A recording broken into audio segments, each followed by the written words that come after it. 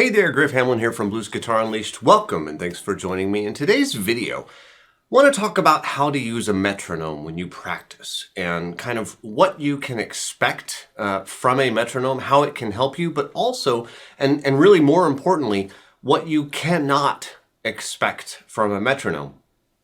And to be quite blunt, I see an awful lot of people that think that the metronome is going to give them time, and it is not. And while it will help keep your time steady, if you don't already have a good sense of time, the metronome isn't going to help. So I think it's extremely important that I show you sort of, what's to be expected before you turn that metronome on. So for right now, I'm actually going to set the guitar down because I don't even need it. Okay, now we're going to get back to that, of course, but for right now, the guitar is just not that important. So what I have is a giant iPad with a metronome app. All right. And probably, most everybody now has a metronome either on their phone or on their computer or what have you. And this is the most basic metronome on the planet. All it does is make sound at a certain tempo. Now, there's all kinds of fancy features that you can get, but I want to assume that you don't have any of them. I want to show you how to use it without any of those features. You don't need any of those features, so I would just assume you not have them. All right, so all we do is we choose a speed, right? You can see as I adjust the dial, and some of them might have a dial, some of them might have buttons, some of them you tap it and type it in, whatever.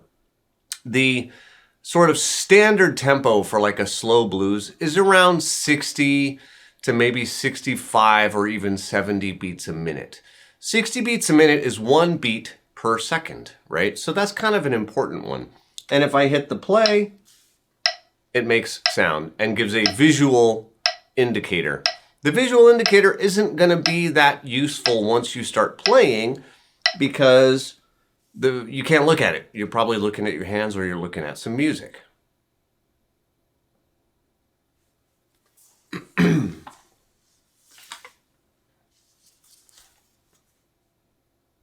Now, the main thing that I see is this. The metronome is on, student has the guitar, all is well, right? Okay, student turns on metronome and decides they're going to practice their pentatonic scale in eighth notes and get something like this.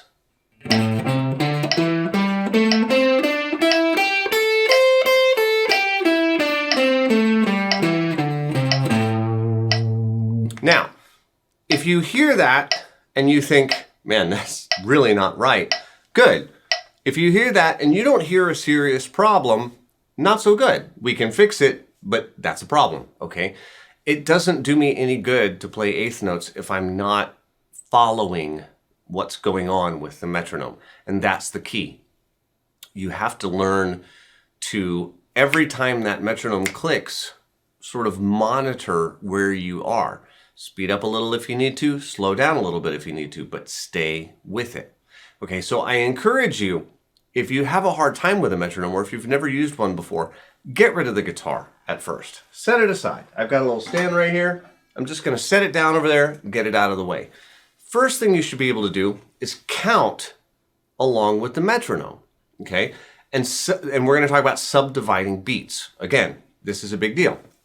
So that beat or that click is giving me beats, right? Beat 1, beat 2, beat 3, beat 4, beat 1, 2, 3, 4. So when I count just at the same time that metronome clicks, I'm counting quarter notes. 1, 2, 3, 4. 1, 2, 3, 4, right? Now, if you should be able to do that. If you have trouble with that, practice it, right? Just like anything else. Not with a guitar, practice. You should be able to count along with that and stay reasonably close, okay? The next step is to subdivide the beats into 2 even pieces. 1 and 2 and. You can think of it as like 1 and a half, 2 and a half, 3 and a half, but it's too much to say and a half. So we're just going to say and. Okay, so again, numbers happen when the click happens, or beep, or whatever it is. The and will be in the middle. 1 and 2 and 3 and 4 and 1 and 2 and 3 and 4 and 1 and 2 and 3 and 4 and. Now if you find yourself 1 and 2 and 3 and 4 and 1 and 2 and when when you say a number you don't hear a click, then you're off. And it's time to start over and try again, okay? You need to make sure you have to go through the process. Every time you say a number, listen to that. If that happened before your number, you're slowing down. If that happened after your number, you got to pick it up, okay? So, if that happened after your number, you need to slow down. You just sort of have to follow it, right? If the metronome gets ahead of you, you got to speed up. If the metronome gets behind you, you got to slow down, right? So that's kind of a balancing act, and it's hard. It's a hard thing to do for many people. So if it's hard for you, don't feel bad, because it's hard for a lot of people. Okay, so it's not a big deal. So those are called eighth notes, right? We're dividing the beats into two pieces.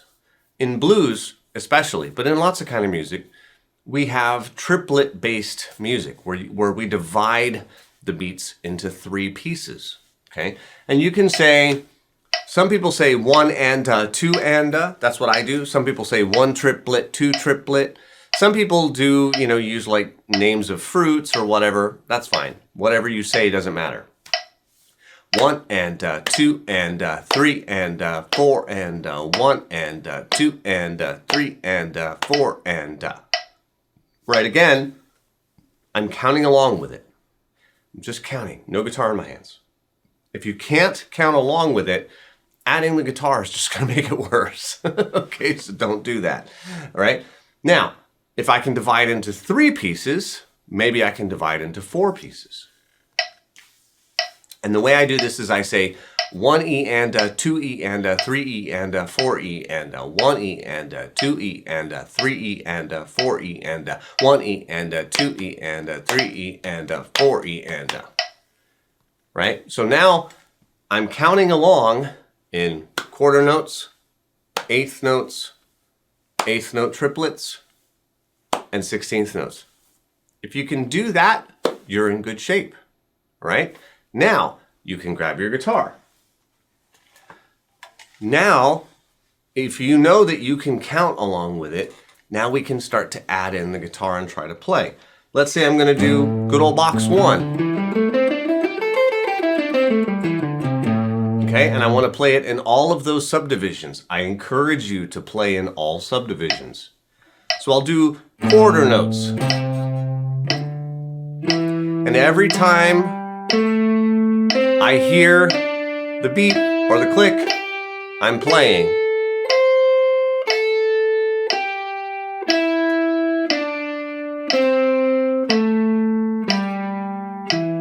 And that might be too easy, and that's okay. But let's do it eighth notes. 3, 4, 1 and 2 and 3 and 4 and 1, 2 and 3 and 4 and 1, 2 and 3 and 4. And again, when I say a number and I hear that click, I better be playing a note. Everything's got to line up. In triplets, 2, 3 and 4 and 1 and 2 and 3 and 4, 1 and 2 and 3 and 4 and right? Or in 16th notes, 1E and 2E and 3E and 4E and 1E and 2E. 3E and 4E and 1E and 2E and that is a great way to practice your scales. All of your scales, any scale you can possibly have. All those different subdivisions. Now, it may be that doing all of those subdivisions at 60 beats a minute is too much. I don't recommend going too much lower than 60. If you go down to like 50 or 45, it actually gets to be so long between the clicks that sometimes it's hard to hear. So maybe you're just going to do quarter notes and eighth notes and triplet eighth notes. Maybe you're not ready for 16th notes yet, and that's okay, right? You should be able, if you think about it, 120 beats per minute playing eighth notes is the same as 60 beats per minute playing 16th notes. It's the same finger speed. Now, as it turns out, it's a radically different thing to do, but it's the same finger speed. So if you can't play eighth notes comfortably at 120, don't try to play 16th notes at 60. It's not going to work. I can guarantee that it's not going to work. Math is not an exact science, but in this case, math tells you it's not going to work out. And you can believe math on this one, okay? So, I hope this makes sense. And most importantly, I hope that if you've always thought, oh, I have to practice everything to a metronome, that you kind of get over that. Because unless you're very comfortable counting it first, the metronome's only going to make it worse. The metronome doesn't give you the time, right? As you heard, that metronome can beat away and I can be nowhere near in time. Okay, the metronome is not helping. It's just making a noise. It's just background noise. Unless you're actually playing along with the metronome, if you are not, sort of lining everything up every time that metronome beeps or every time that metronome clicks, if you're not running through a little checklist in your mind saying, am I saying the right number? Am I playing the right note? If you're not able to do all of that, then you need to turn the metronome off. And you need to continue to just count the thing so that you can push and pull. You can slow down, you can speed up. It's good to be able to slow down. It's good to be able to slow down and speed up if you're still learning and you're still counting to know, to get used to where everything is supposed to go. All right? So this is important stuff. I hope you'll take the time. I know this is not a super sexy video. I didn't give you some super cool Stevie Ray Vaughan lick to learn. This is going to serve you throughout your playing career way more than any Stevie Ray Vaughan lick I could show you today. So hopefully you'll get something good out of it. I hope you'll kind of put it in there and put it to good use. And as always, I'm Griff Hamlin from Blues Guitar Unleashed, and I will talk to you soon. Take care.